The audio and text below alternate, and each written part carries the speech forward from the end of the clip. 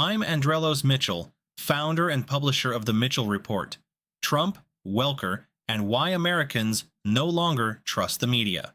I recently watched President Trump's interview with NBC's Kristen Welker and came away with two conclusions. First, Welker treated Trump in a manner I have rarely seen applied to any modern president. Second, Trump did himself no favors in how he responded. Let me start with the obvious. Journalists are supposed to ask tough questions. Presidents should be challenged. No public official is entitled to a free pass. But there is a difference between asking difficult questions and appearing determined to win an argument. In my view, Welker crossed that line. The interview felt less like an effort to inform the public and more like a confrontation designed to create a moment. Many Americans noticed it, and many Americans have noticed something else. For years, major media outlets often treated President Obama with a level of deference that Trump has never enjoyed. Whether one supported Obama or opposed him, it is difficult to imagine many network journalists engaging him in the same manner we routinely see with Trump. That inconsistency matters because it affects public trust. But Trump also bears responsibility. The president has built his reputation on being a fighter.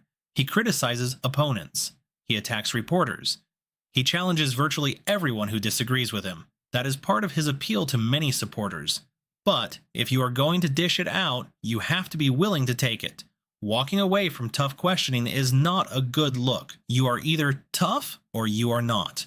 The larger problem, however, is not Trump, and it is not Welker.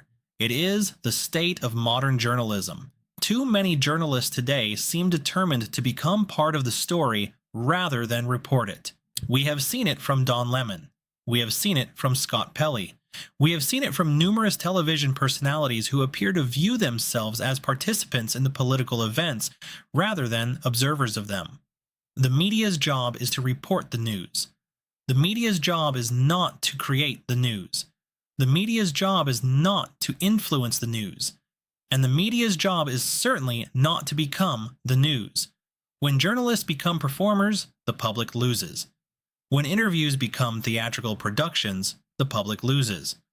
When reporters become activists, advocates, celebrities, or political actors, the public loses.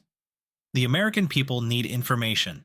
Instead, they are increasingly getting performance. That reality helps explain why independent media continues to grow. People are looking for voices they believe are more interested in informing the public than creating the next viral moment. Whether traditional media recognizes this problem may ultimately determine its future. Because every time a journalist becomes the story, public trust becomes the casualty. This has been the Mitchell Report. For more independent commentary on law, politics, media, and culture, visit themitchellreport.media.